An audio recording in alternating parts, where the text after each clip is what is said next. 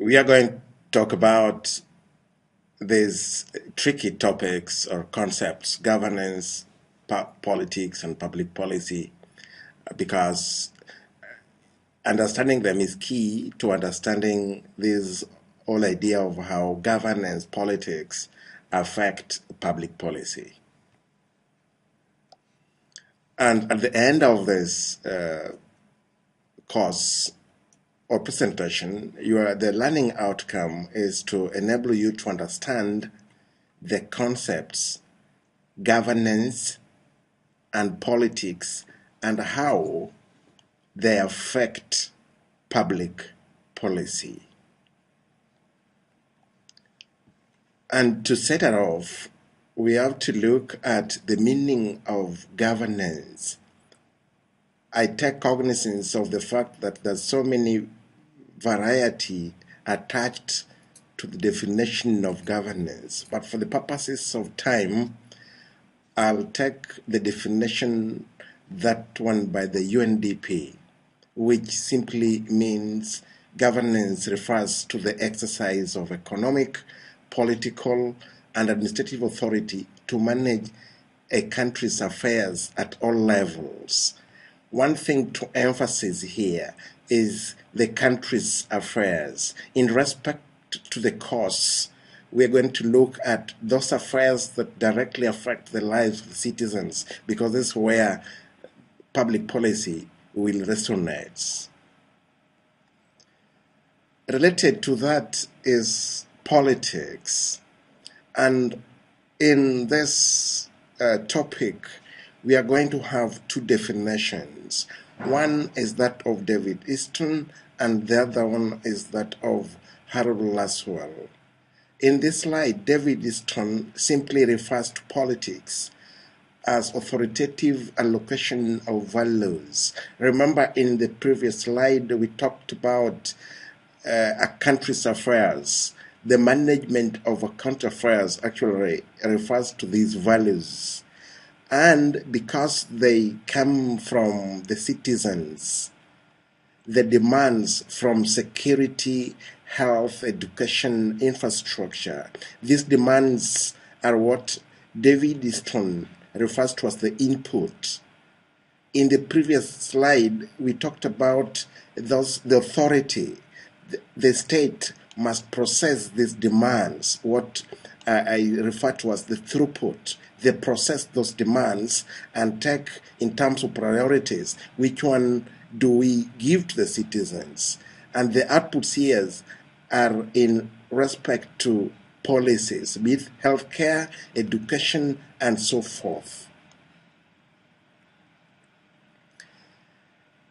Thus, in the previous slide, we noted the definition of David Easton, those values, because citizens and so many, and they have various values.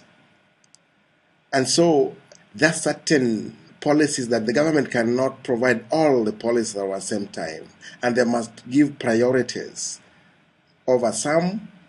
And so Harold Laswell gives us the definition of politics. Politics is who gets what, when, and how. So if you link this with the previous definition, then these four aspects represent the what, how, who, and why of the policy process. In other words, politics determines how resources are used and policies are made. In respect to how the states or governments go about this, citizens will want free healthcare. They will want security to be beefed up.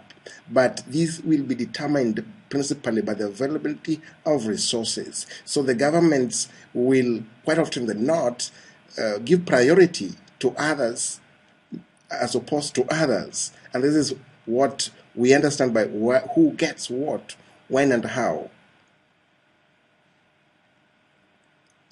And from those, the definition that we just had, that of Harold Laswell, David Easton, and the UNDP definition of governance, we are going to look, merge or link all these concepts. So if we have to politics as the art of government. It means that it is the government, how it interacts with other non-state actors, and to process those demands of the citizens into policy outputs. If we're supposed to stay with this box, politics refers to the authoritative allocation of values, but government is not alone here. It interacts with other non-state actors, trade unions, civil society, political parties, how they interact and influence, and how they influence in processing the demands of the citizens will ultimately have a bearing on the policy outputs.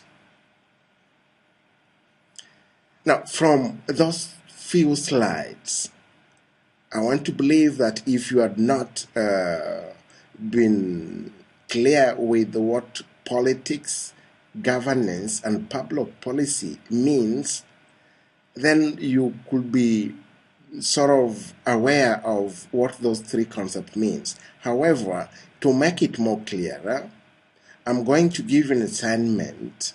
I want you to read David Wangombe's case material on corruption in La Paz, a mayor's fight City Hall. And you read this material, it is not very long, about 7 pages, and simply read it against those previous definitions of those concepts and show how governance, politics, and public policy are depicted in the case material. Thank you.